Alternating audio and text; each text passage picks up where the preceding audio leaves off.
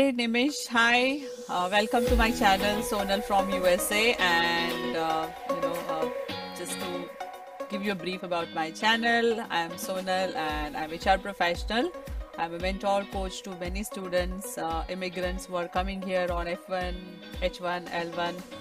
Also help them guide in career shifts if they want to move from one career track to another career track, or what are their options at different times. So I'm very passionate about this, and I really like to welcome you to my channel to share your experience about your F1 visa, how you went to the entire process, how's your experience here in US for MS. So let's get started, and if you can just tell us what is your brief background so that people know more about you. I'm Nimish Pandit. I'm currently enrolled in Masters in Information Technology and Analytics at Rutgers Business School. I'm residing at Harrison, New Jersey, which is close by the city Newark, New Jersey. And prior to coming here, I have done my bachelor's in electronics and telecommunication. And thereafter, I worked for an IT company for 3 years, and I would be graduating this January 2021. Wow, congratulations. It's a big milestone to come here, and now you're almost very close to the finish line, right? Yes. So tell me, Nimish, when you were considering about MS, why did you think of MS and why US? Why not any Uh, other country? yes. After working for 3 years in an IT company, I felt somewhere stagnated as there was no real growth in my technical as well as management skills. So that's when I decided to pursue masters. And why USA? Because the education system in USA is world renowned and the US economy is a boom. So I chose to come to USA than the other countries. Okay. And you said you were also considering Canada and UK. So why you did not choose Canada or UK?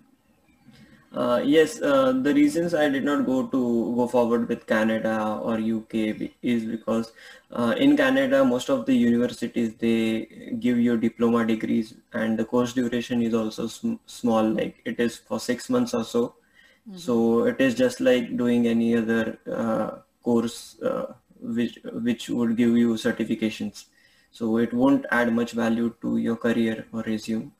And secondly, with the UK doesn't allow students to work after once they graduate after their master's degree. So that's why I did not go forward with Canada or UK. Okay, okay. Interesting. So, yeah, that's a good information for students to know, if they're looking for other countries and considering those options. So, when you were thinking about MS in US, which universities you were looking at that you had applied for in US? Yeah, so I applied to 6 universities. And the first was University of Texas at Dallas. Second was Texas Arlington. Then Rutgers, Northeastern University in Boston, then Stevens in New Jersey, and UMBC, which is University of Maryland, Baltimore County. Yeah, these were the 6 universities I applied to. Okay, and which universities you got admitted to? I got admitted to Rutgers, Stevens, NEU, and UMBC. Wow, four Yeah, universities. Wow, yes. that's amazing. So, why did you choose Rutgers then? Yeah, as I mentioned before, as the curriculum at Rutgers is very flexible, it gave me an option to choose between the variety of courseworks, and I had an option, and it is very flexible. And according to the fees, as it is a state university, the fees at Rutgers is comparatively, on the lower side as compared to some private universities like Stevens. Okay. Yeah, so that was the main reason. Like it was convenient for me both financially and with regards to the coursework. So that was the reason to choose Rutgers over other universities. Okay, so many students ask this question, and I wanted to check with you. Was the location also a criteria for you? This is a cold region, this is a warm region because you're coming from India. Was there such a criteria that you were considering or looking at? Yeah, I gave it a thought. I was planning to apply for Chicago as well, universities in Chicago as well, but due to the extreme cold weather, I just did not go forward with it. So yeah, that was one of the factor, but the major factors were, the fees and the curriculum, which I think is the most priority, Okay. So Yes. location was the third factor. So I wanted to check, Nimish, you said that when you came from India, you thought that it's easy to get on-campus job. So did you get on-campus job and how easy it was? Or do you think it would have been easier if you would have chosen different location or a different university to get on-campus job? Does all those things matter here? Yes, it matters very much. I got an on-campus job, but it's almost after a year after landing here. Tell me what was the factor that you chose this campus and did you really had a option to choose a campus and does it matter which location you are choosing university and on-campus jobs? So yeah, you really need to network with your seniors and you need to find out about the jobs. And I think networking is the must in US to survive and sustain to get a job. So yeah, the location also matters. Yes, I chose this campus because it is located near downtown and the public connectivity is much better with regards to railway or bus services. So that was the main reason. But I felt rather than choosing the college campus, which is more towards the downtown, there are more job opportunities available for the campus, which is on near the county area. So yeah, I would Little remote, you definitely, mean to say. yes, which are remote because more number of restaurants available in campus area. So there are more number of job opportunities which are available to students to do. So I feel you should definitely consider these points and plan and research accordingly and choose where you will get an on-campus opportunity. If you are financially sound, it is fine for you to not do an on-campus and survive here. But if it is not the case, then it would be really difficult to survive here. One more question coming to my mind is about insurance, medical insurance. So is it offered by university or you have to take a separate insurance? Yeah, the university offers the insurance. Like when you pay your term fees, it is included. You have an option to whether to take an insurance or not. But university definitely recommends to take insurance through them and not to go through any private insurance company because you never know what they might cover and what they might not. And as college asks while applying for college, once they give you an admit, they will ask you to take vaccinations and they will have all your medical histories with them. So it is definitely recommended to take an insurance with your university itself. Yeah. Okay, okay. That's a good point because insurance and medical treatment is very important and very expensive here. And Yes. that's why I wanted to bring this point that sometimes people skip insurance, medical insurance, and that can be really, really very expensive. If something goes wrong or you have emergency, if you have to rush to the hospital, if you do not have insurance, it can really cost a bomb. And as a student, I have seen many people just ignoring this fact. But thank you for bringing this point. So, Nimish, if I may ask, what was your GRE TOEFL score, and does GRE TOEFL scores really impact your admission process, or is there any other benefit that you get? Yeah, so my GRE score was 302 and my TOEFL score was 97. So I got into university. I know it is a bit low to the par score, but with my experience in IT industry, it gave me an advantage to get an admission into the university. I feel that score does play a role in getting admissions into universities. Some universities does provide scholarship, but some does not consider students giving scholarship for the particular masters they are planning to do. But yeah, I know few of the folks who have got good grades and got into colleges which were like tier two, and because they were just getting the scholarship. So yes, it's definitely a factor to be considered. Okay. But it is, but I would like to say it is not just the only factor. Your overall overall grooming is considered when you get an admission to the university. Okay. Okay. So looks like everything is still fresh in your mind, and we would definitely like to know how was your visa interview, and before that, if you can just tell us how you prepared for your F1 visa interview. So my visa interview was like for 15 to 18 minutes, Wow. and it was really good because and I practiced a lot. I did a lot of mock interviews. I did a couple of them with my counselor, and even when I was back home, I used to discuss with my parents, and they used to ask me questions, and I used to answer them. So it just boosted my confidence and made me less nervous when I was there for my actual interview.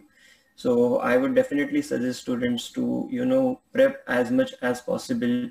And when you send out your documents to your college, when your university sends you I-20, they ask you for the financial documents. The same documents are being sent to US Embassy. And when you go, I would recommend to take that documents along with you, and they just cross verify your sponsors, and it plays a huge factor, to for them to say yes or no depending on the sponsors and the financial documents which you show to them. So did they And ask documents even in the interview? yes, they did ask. You have to carry a file with, your college admission, your I-20, letter of recommendation, and yeah, you have to show it to the consulate, and then they check in, and they match with the online papers which they have already received from the college.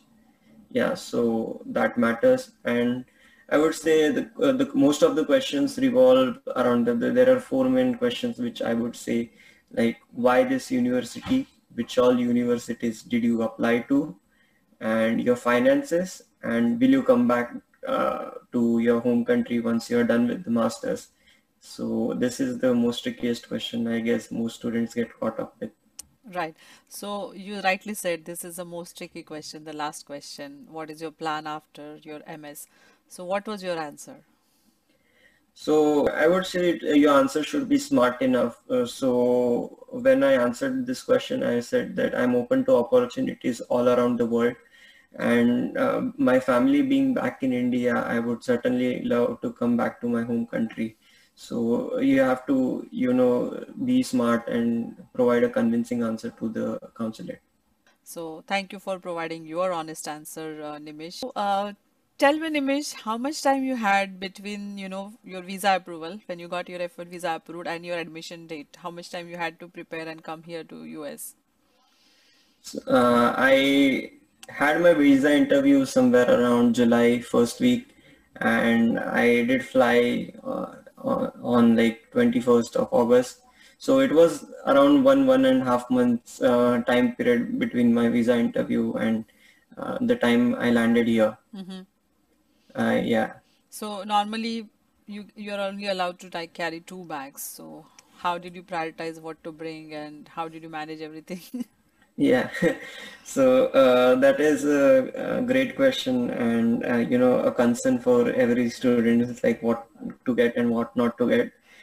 For students, I would say that most of the students would not be aware of this, but given an option, you book through the company's website, like airlines, then you have an option to carry three bags.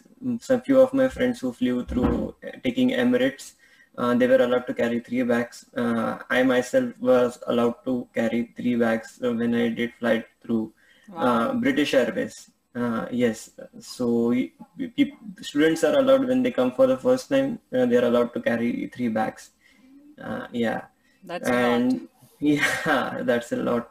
But still it doesn't suffice because we think and carry a lot much luggage, which we get over here. Like I did get stationaries and stuff, which I found out it was easily available here in Walmart.